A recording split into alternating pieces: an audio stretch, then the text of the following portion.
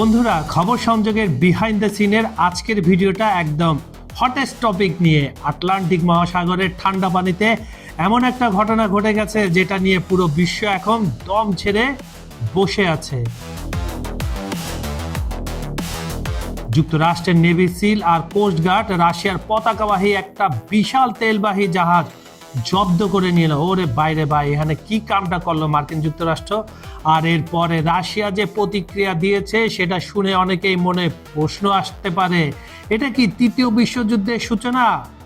তাই বন্ধুরা, আজকের ভিডিওতে আমরা জানবো পুরো ঘটনাটা আসলে কি ঘটেছে, রাশিয়া কেন একটা সাবমেরিন পাঠিয়েছিল, পুতিনের প্রতিক্রিয়া কেমন হচ্ছে, আর সবচেয়ে বড় প্রশ্ন, এটা কি যুদ্ধের দিকে এগিয়ে যাচ্ছে?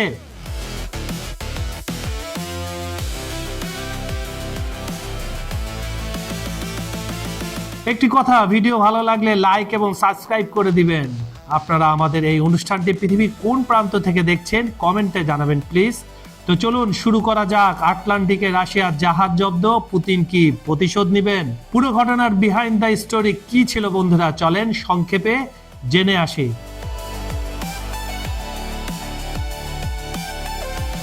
বেলা ওয়ান থেকে মেরিনেরা, একটি পালিয়ে যাওয়া জাহাজের গল্প। আপনারা কি জানতেন? না জানলে আমার সাথে জেনে নিন।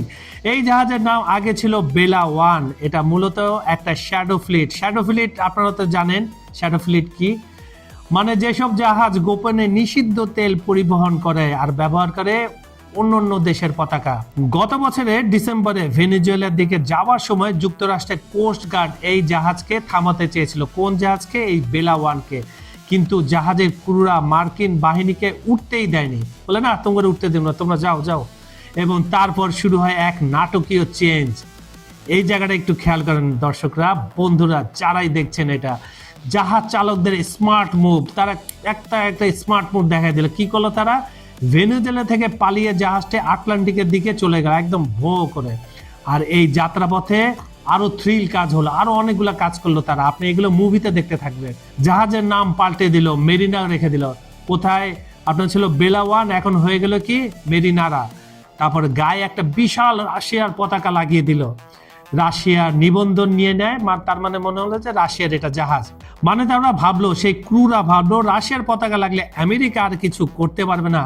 কিন্তু এরপর ঘটলো আসল ঘটনা, ড্রামাটিক সিজার অপারেশন। গতকাল ভোরে, মানে বুধবার ভোরে, বাংলাদেশ সময় বৃহস্পতিবার, আইসল্যান্ড আর ব্রিটেনের মাঝখানে সমুদ্রে ঘটে যায় সেই ঘটনা, যে ঘটনাটা সবাই ভয় পাচ্ছিল। মার্কিন নেভি সিল টিম হেলিকপ্টার থেকে নেমে আসে 160তম স্পেশাল অপারেশন অ্যাভিয়েশন রেজিমেন্ট, যারা নাইট স্ট্রাইকস নামে বেশি পরিচিত। এতে অংশ নেয় কোস্ট গার্ড কাটার মুনেরও। 2 সপ্তাহ ধরে পিছু নিয়েছিল। মুনেরো নামে একটা জাহাজ ছিল কোস্ট গার্ডের, সেটা কিন্তু 2 সপ্তাহ ধরে এই বেলা ওয়ান বা পরবর্তীতে মেরিনো যে নাম, তার পিছনে ফলো করতেছিল। আর ব্রিটিশ বাহিনীও সাপোর্ট দিয়েছে। রাশিয়ার টিভি চ্যানেল RT এমনকি MH6 লিটল বার্ড হেলিকপ্টারে ফুটেজ প্রকাশ করেছে জাহাজের ডেক থেকে। সবকিছু রাশিয়ার টেলিভিশনে কিন্তু একটা ফুটেজে দেখা গেছে।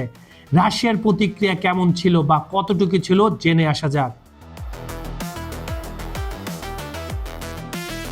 রাশিয়ার সামরিক সারা, এখানে ব্যাপারটা আরো রোমাঞ্চকর হয়ে ওঠে। যুক্তরাষ্ট্রের গোয়েন্দা সূত্র জানায়, কি জানায় তারা ভাই, আমাদের একটু জানান।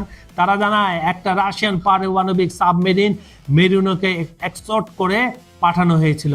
ও মাই গড, কি ডেঞ্জারাস কথা। আরো কয়েকটি রুশ নৌ যুদ্ধ জাহাজ এলাকায় ছিল, কিন্তু আমেরিকান বাহিনী আগেই পৌঁছে যায়। ট্রাম্প তো মেলা চালাক, তার বাহিনীরা আগে পাঠিয়ে দিয়েছে, কাম সাইরে আসো। মস্কো কি করলো? মস্কো একটা তীব্র নিন্দা জানালো। কি করলো? রাশিয়ার ট্রান্সপোর্ট মিনিস্ট্রি সাথে পররাষ্ট্র মন্ত্রণালয়, তারা বলছে 1982 সালে জাতিসংঘের যে একটা সামুদ্রিক আইন ছিল, কোনো দেশের সঠিকভাবে নিবন্ধিত জাহাজের বিরুদ্ধে বল প্রয়োগের অধিকার কারণে, মানে পুঁথিগত কথা কয়েকটা ক্লজ বের করলো, ক্লজ বের করলে নালিশ শুরু করলো। রাশিয়ার যুক্তি হলো মেরিনোরা 24 ডিসেম্বর রাশিয়ান পতাকার অনুমতি পেয়েছিল। এটা আন্তর্জাতিক জলসীমা ছিল, এটা কোনো বাইরে ছিল না। এটা সমুদ্রে একটা কি হলো, জলদস্যুতা হলো। কে করলো আবার? সেই ট্রাম্প কাকু। এবার পুতিন মামু নীরব কেন? আমি যাকে মামু বলি, এখানে মজার ব্যাপার হলো ভ্লাদিমির পুতিন নিজে এখনো কিছু বলেননি। রাশিয়ান সিনেটর আন্দ্রে ক্লিসলাস একে সমুদ্রের সরাসরি জলদস্যুতা বলেছেন, কিন্তু ক্রেমলিন থেকে এখনো কোনো কঠোর বক্তব্য আসেনি। কেন? বিশ্লেষকরা বলছেন পুতিন ট্রাম্পের সাথে সম্পর্ক এই মুহূর্তে, আমি যে বলছি এই মুহূর্তে খারাপ করতে চান না, কারণ ইউক্রেন যুদ্ধ শেষ করতে ট্রাম্পের সাহায্য দরকার। ভেরি গুড, এটাই হলো পয়েন্ট। যুক্তরাষ্ট্রের অবস্থান, কেন এই পদক্ষেপ, কি কি কারণ থাকতে পারে জানা জরুরি। কি বলেন বন্ধুরা? চলুন তাহলে শুনে আসি। প্রেসিডেন্ট ডোনাল্ড ট্রাম্প ভেনেজুয়েলার উপর সর্বাত্মক চাপ দিচ্ছে। নিকোলাস মাদুরোকে গত শনিবার আটক করা হয়েছে, এটা সবাই জানে। ভেনেজুয়েলার তেল নিয়ন্ত্রণে নেওয়ার পরিকল্পনা শুধু না, তারা ইতিমধ্যে এগুলো সব নিয়ে নিবে। ডিফেন্স সেক্রেটারি পিট হেগসেট টুইট করেছেন, এর মধ্যে উনি টুইটও করে দিছে। কি করছে তিনি? নিষিদ্ধ এবং অবৈধ ভেনেজুয়েলার তেলের অবরোধ সম্পূর্ণভাবে কার্যকর। খুব সুন্দর পরিপাটি ভাষায় এটা জানাই দিল। পৃথিবীর যে কোনো জায়গায় থেকে তারা এটা আটক করবে, মানে ভেনেজুয়েলা কোনো তেল অন্য কোনো জাহাজে উঠবে না। কি সুন্দর কথা।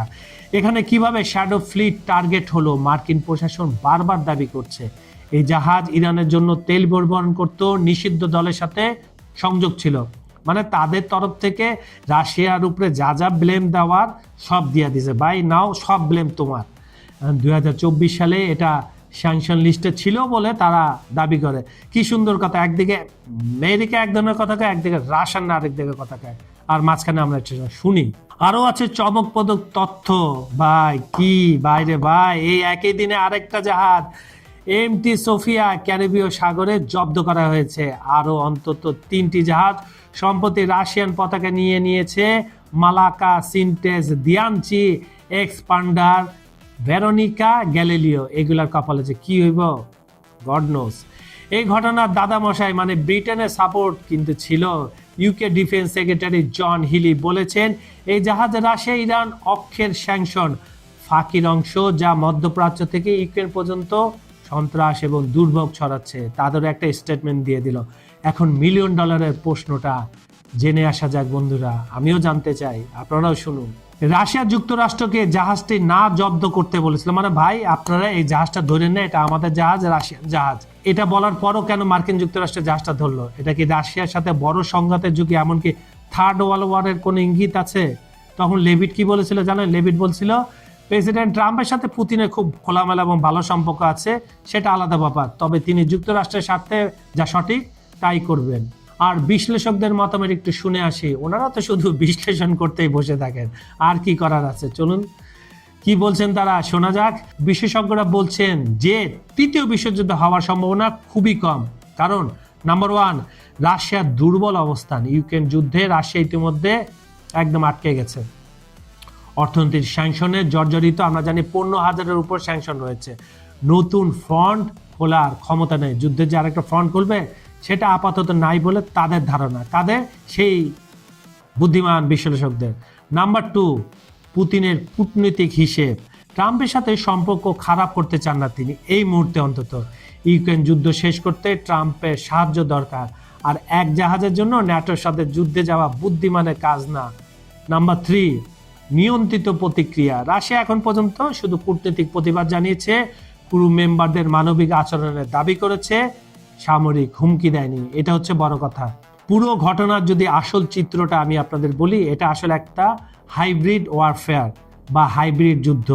সরাসরি কোনো যুদ্ধ নয়, কিন্তু চাপা উত্তেজনা থাকবে, অর্থনৈতিক যুদ্ধ থাকবে, স্যাংশন থাকবে, তেলের নিয়ন্ত্রণ থাকবে, কূটনৈতিক ম্যানুভারিং থাকবে, সামরিক শক্তি প্রদর্শন হবে। ওই যে বললাম সাবমেরিন পাঠালো, জাহাজ পাঠালো, এগুলো আর কি।